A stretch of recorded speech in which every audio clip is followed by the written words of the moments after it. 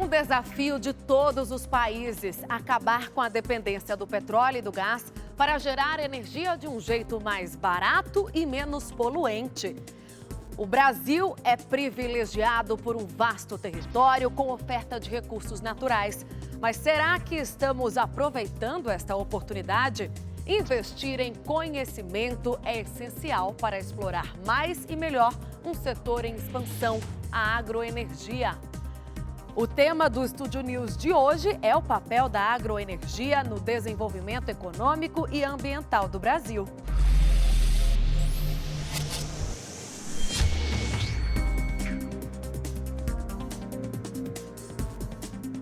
Eu recebo hoje Gui de Capdeville, chefe-geral da Embrapa Agroenergia, e Roberto Rodrigues, coordenador do Centro de Agronegócio da Fundação Getúlio Vargas. Bom, para a gente começar, a gente quer entender como é que a Embrapa e a GV Agro atuam no setor da agroenergia. Bom, a Embrapa Agroenergia ela foi criada durante o mandato do nosso querido ministro Roberto Rodrigues, e ela foi criada com o objetivo de atender ao primeiro Plano Nacional de Agroenergia, que foi lançado em 2006.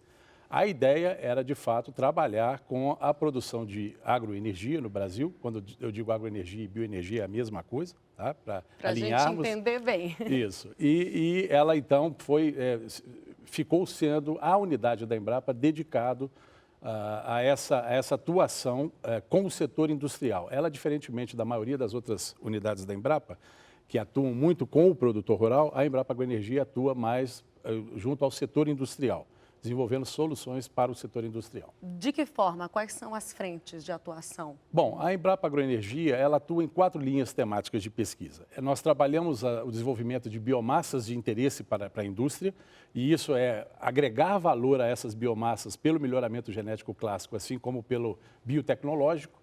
E, através disso, nós conseguimos trazer características que aumentam a produtividade de açúcar, aumentam a facilidade de digerir essa biomassa para a produção da segunda geração, entre outros aspectos. Nós também desenvolvemos todos os insumos e processos, ou adaptamos processos de conversão dessa biomassa dentro da chamada biotecnologia industrial.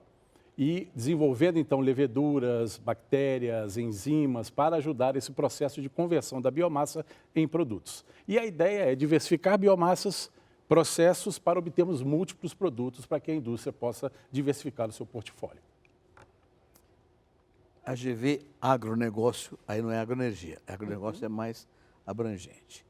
Tem 3 funções fundamentais. A primeira, promover cursos.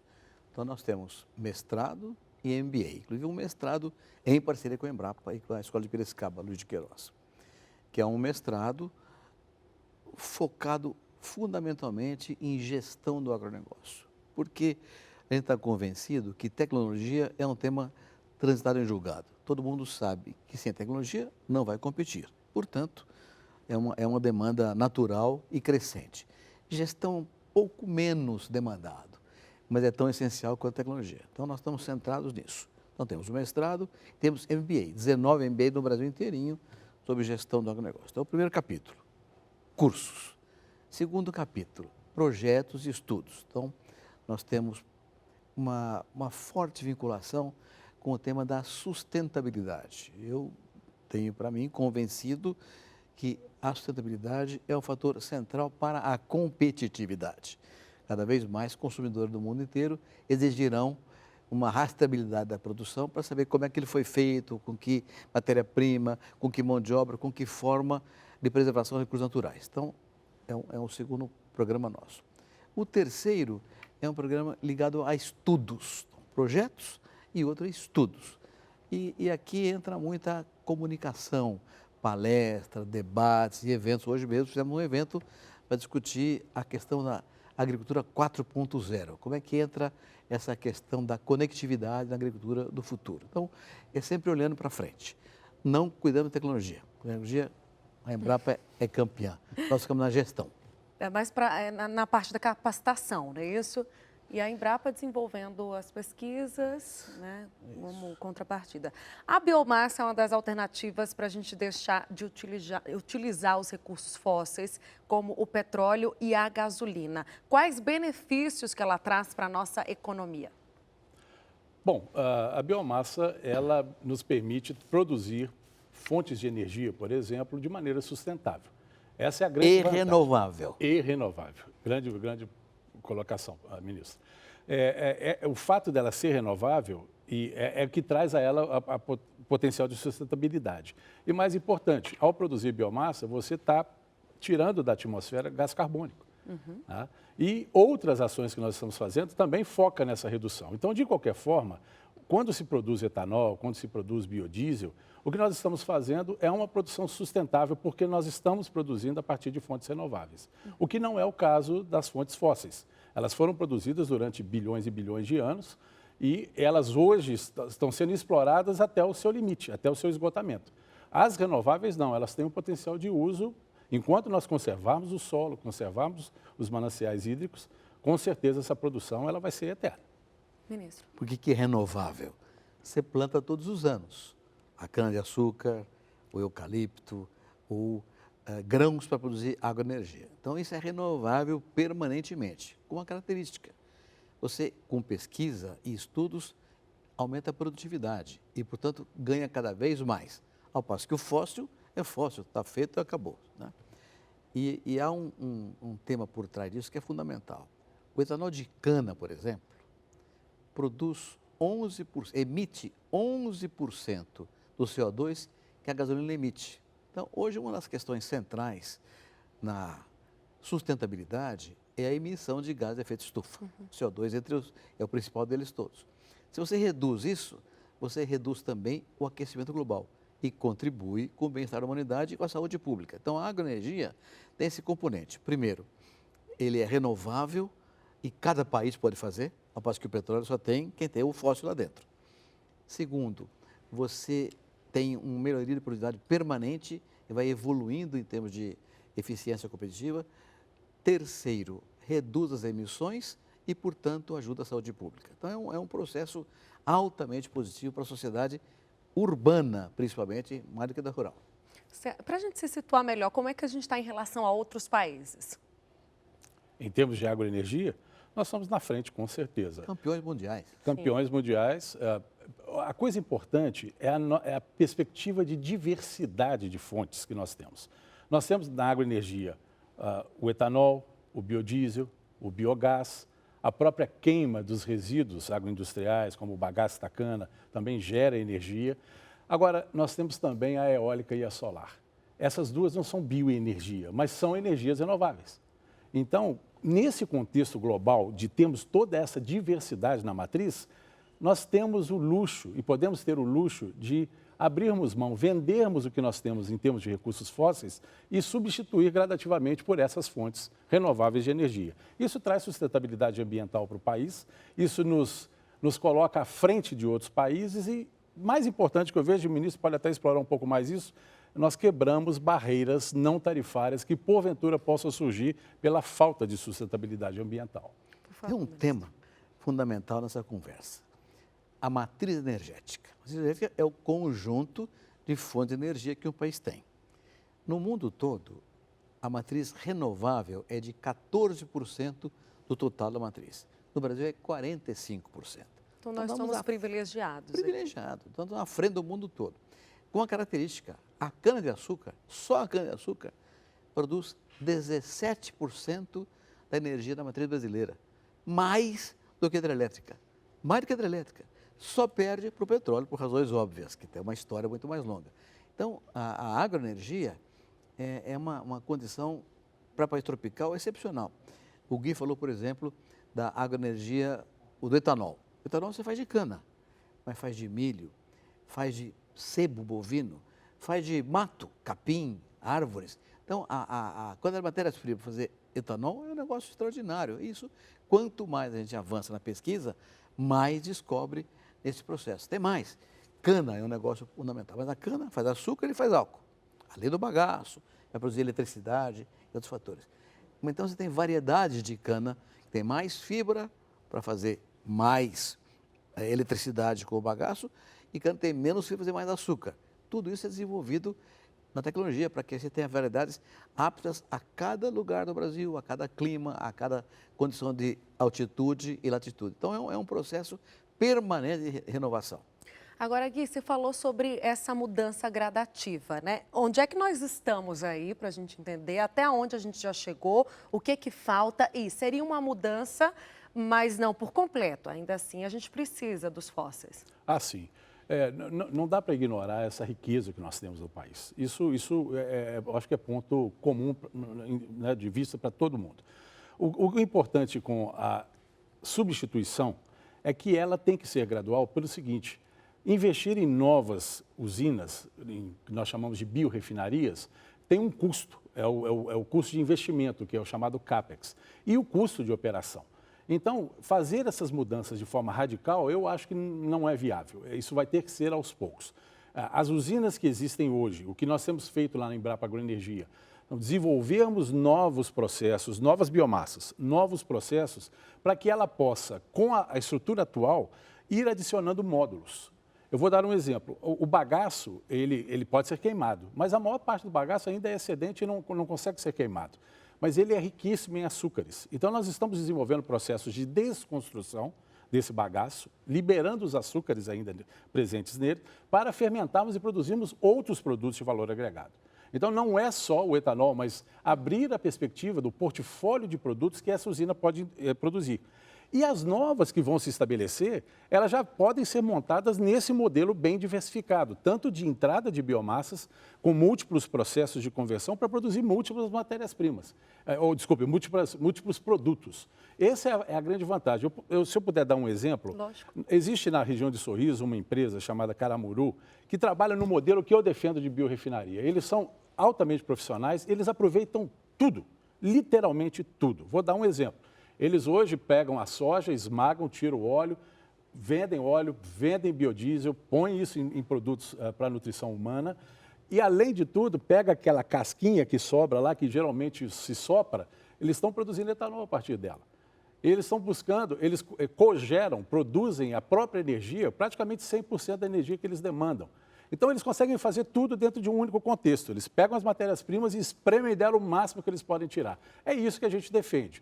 Para que as novas usinas possam fazer isso, nós temos que trazer as soluções técnicas. E aí, novas matérias-primas, novos processos e insumos vão permitir que essas usinas possam diversificar o seu portfólio de produtos. Ainda nessa mesma linha, milho. O etanol de milho está crescendo muito no Brasil e vai crescer bastante pela frente ainda. Somos grandes produtores de milho. O subproduto, depois de produzir o etanol, tem uma massa.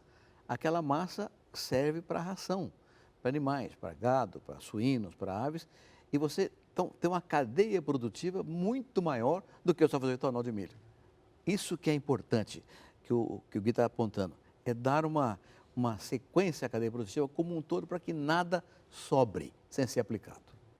E como é que estão os países vizinhos próximos ao Brasil em relação a esse tema? Eu não diria que todos os vizinhos tiveram, mas a Argentina é um exemplo de sucesso, por exemplo, com biodiesel. Eles exploram a soja, eles fazem o que nós deveríamos fazer, na minha opinião, eles fracionam a soja e eles não vendem a soja como grão, ou vendem pouco como grão. Nós vendemos o grosso da nossa soja como grão. Então, se nós pudermos explorar, tirar o farelo, tirar o óleo, na produção de biodiesel, pegar a glicerina, transformar isso em produtos de valor agregado, como eles fazem lá, nós teríamos vantagens aí. A nossa usina de biodiesel ela ainda está ociosa, vamos dizer assim. Ela produz hoje menos do que ela tem capacidade de produzir. Por quê, Gui, se nós estamos na frente? É porque é o seguinte, hoje, para se adotar biodiesel, existem regras. E essas regras são controladas pela Agência Nacional do Petróleo, a ANP. O que nós estamos fazendo desde a época de 2006, quando foi lançado o Plano Nacional de Produção e Uso do Biodiesel, começou-se a adicionar ao diesel gradativamente 1%, 2%. Hoje nós estamos em torno de 10%. Se você olhar a mistura que o etanol anidro faz na gasolina, é de 27,5%. Então, existe ainda quando ela foi pensada e construída, essa indústria estava pensando em chegar a esses níveis de mistura. Já há autorização do governo para se chegar até 2025, se não me engano, a B15, né? A biodiesel com 15% de mistura no biodiesel. No diesel. Mas esse número está parado agora entre 10 e 11 e a gente está vendo agora com as mudanças de governo o que vai acontecer. Existe uma expectativa positiva nesse sentido, ministro? Sim, mas a tua pergunta, quero reforçar um pouquinho a resposta do Gui. Por que nós estamos na frente? Porque o governo brasileiro tomou iniciativas em 1970 ao criar o Proálcool. E a criação do Proálcool deu uma definição clara. Era para misturar na gasolina entre 20% e 25% de álcool. Então tinha uma regra governamental.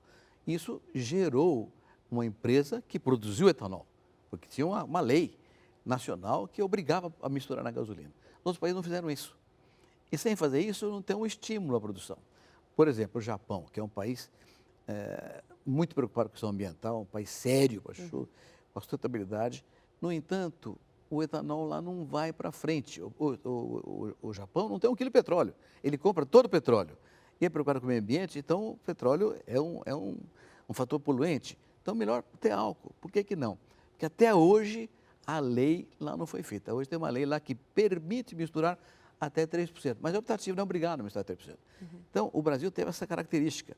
Criou o Proálcool em 73, 74, com uma linha clara definida pelo Estado para substituir o petróleo e melhorar as condições ambientais do país. Até porque, naquele então, nós não sabíamos que tinha um pré-sal.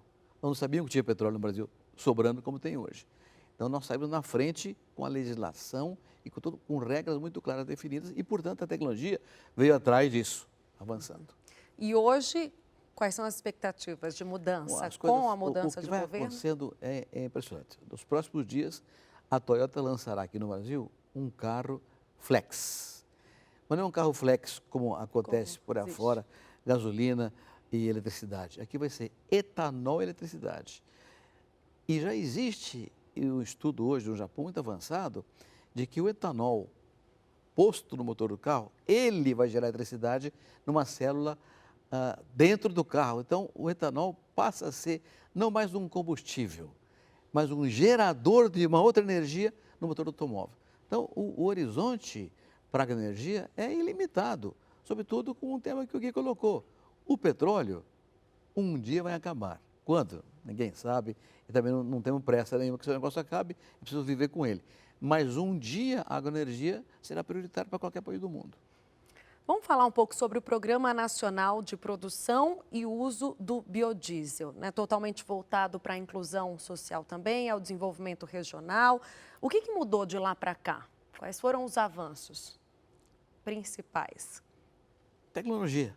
Né? Pode continuar, ministro. Fala sobre tecnologia um pouquinho, que é a Vamos parte lá, dele. O que você enxerga de melhoras? Quando esse programa foi lançado, ele tinha uma expectativa muito grande 2004, sobre... né? Em 2004, entre 2004 e 2006, porque acabou gerando a base para o Plano Nacional de Agroenergia, que foi criado pelo Ministério da Agricultura. Esse plano, ele tinha muita expectativa de que a matéria-prima Dendê fosse algo extremamente impactante no país e que fosse crescer absurdamente. Começou com a mamona, né, Gui? Começou com a mamona. A ideia era mamona, pequeno produtor, mamona, mas não era viável economicamente. Isso. E a mamona, o fato da mamona é que o óleo dela, por si só, tem muito mais valor agregado do que convertê-la a qualquer outra coisa. Então, a Petrobras acabou assumindo a compra desse óleo e negocia esse óleo com valores bem mais altos, porque ele é um óleo muito fino, um óleo com valor agregado muito alto. Para você ter uma ideia, o óleo de mamona lubrifica motor de avião. Exatamente. Não vai queimar mais como combustível. Exatamente, peças sensíveis e tudo. Então, é um óleo de valor agregado muito alto. O Dendê tinha uma perspectiva enorme. Por quê? Nós fizemos o zoneamento agroecológico e vimos que nós temos aí na ordem de 30 milhões de hectares disponíveis para plantio de Dendê. Nós temos cultivares desenvolvidos pela Embrapa, em parcerias com o CIRA na França, já desde 1970. E esse Dendê, ele acabou sendo a grande expectativa. O problema foi que faltou semente. Apesar da Embrapa ter um material genético disponível para multiplicar, faltou produzir semente em quantidade. Hoje nós temos aí 200 mil, 300 mil hectares de dendê plantado no máximo. Mas a perspectiva é que hoje nós tivéssemos 1 milhão, 2 milhões de hectares de dendê plantado. E não tivemos por falta das sementes. Isso não é um problema muito grave se houver uma política clara sobre isso.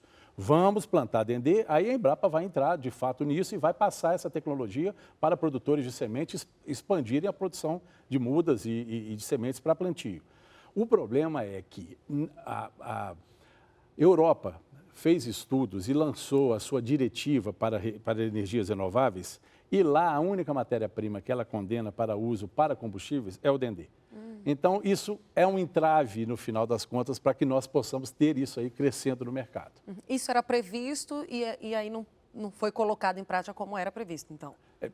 Gostaria que chegasse lá... Faltou semente, como ele disse. Faltou Sim, semente. faltou Então, semente, faltou mas plantação do Dendê.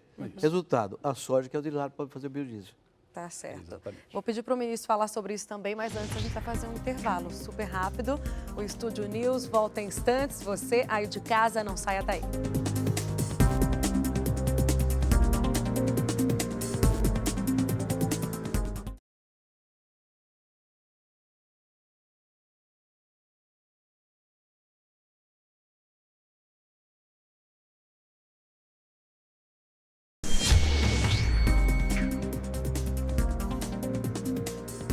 O Estúdio News está de volta. Hoje eu recebo Gui de Capdeville, chefe-geral da Embrapa Agroenergia, e Roberto Rodrigues, coordenador do Centro de Agronegócio da Fundação Getúlio Vargas.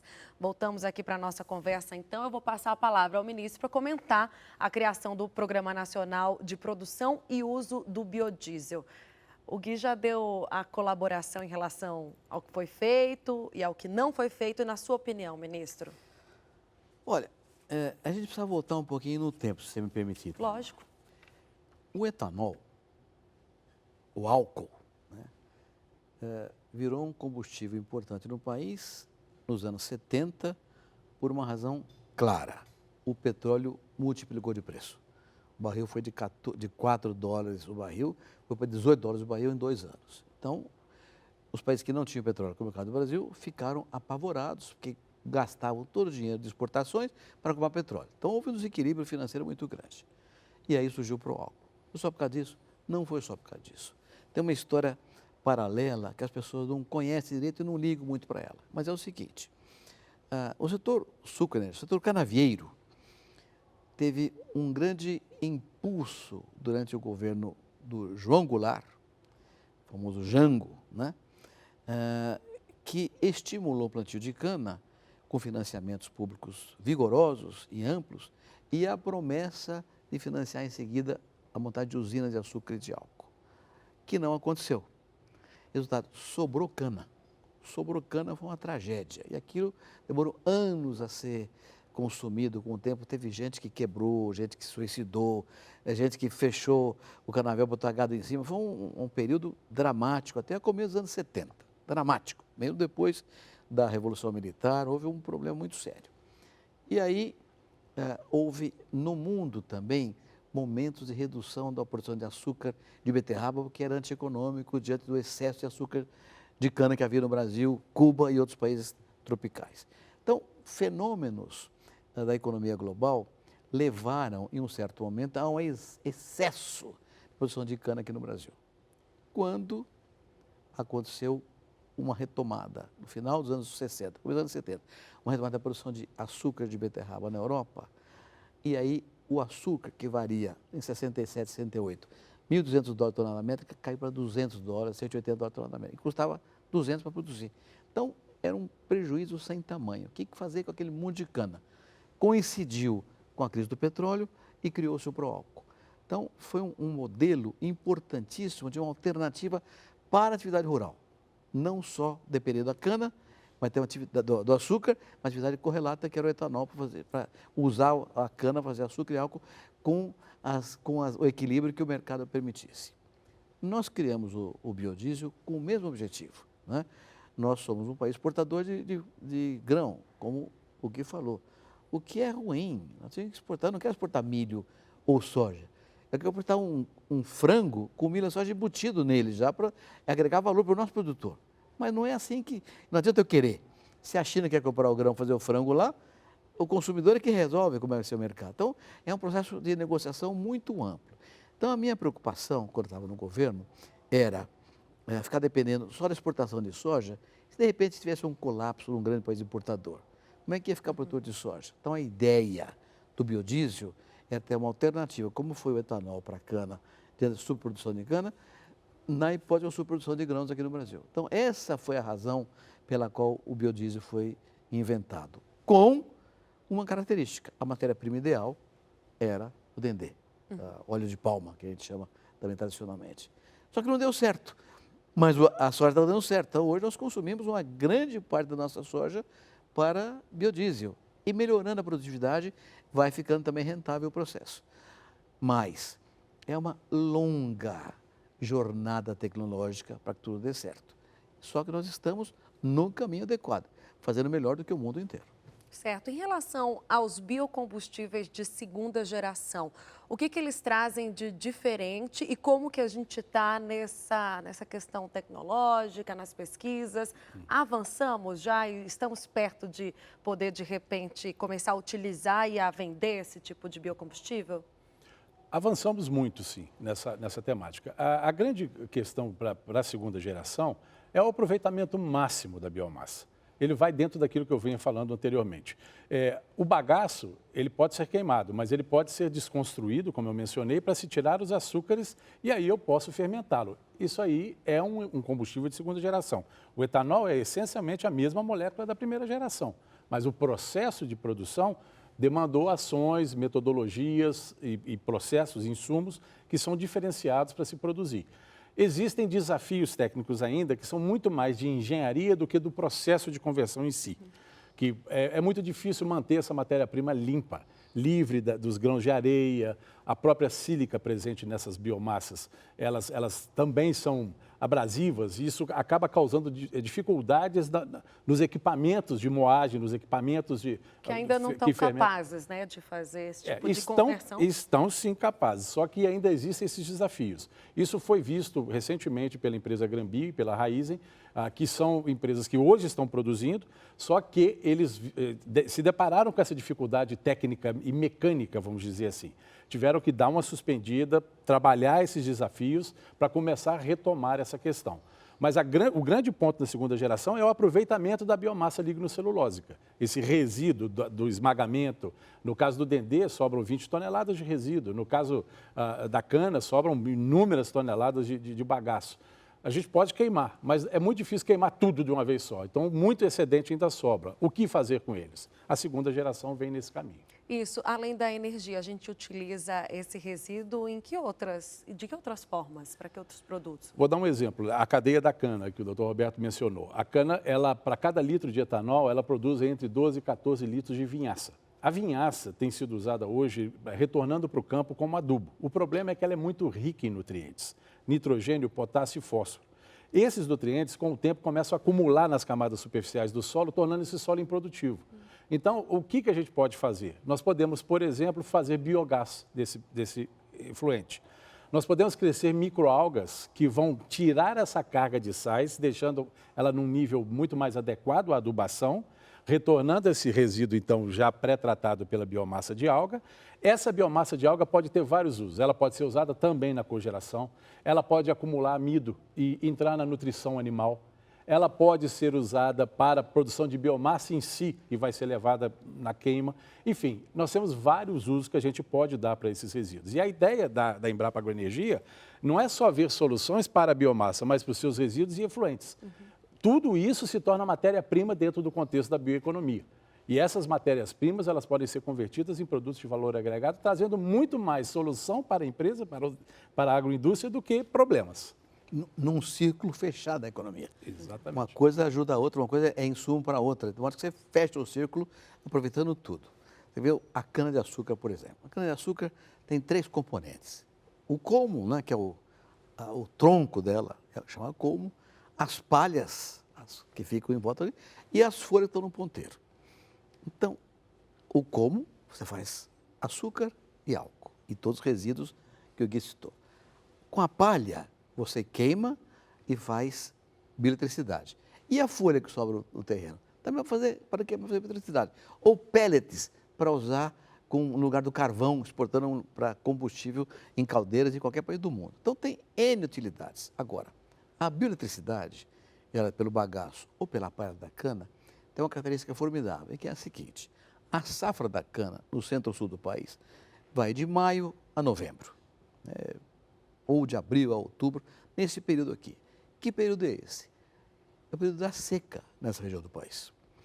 E é o período, portanto, em que as represas das produtoras de eletricidade, as hidrelétricas, ficam mais baixas. Nós vivemos nos últimos anos aqui em São Paulo, redução enorme da oferta de eletricidade. Por quê? Porque os açudes baixaram muito com a seca.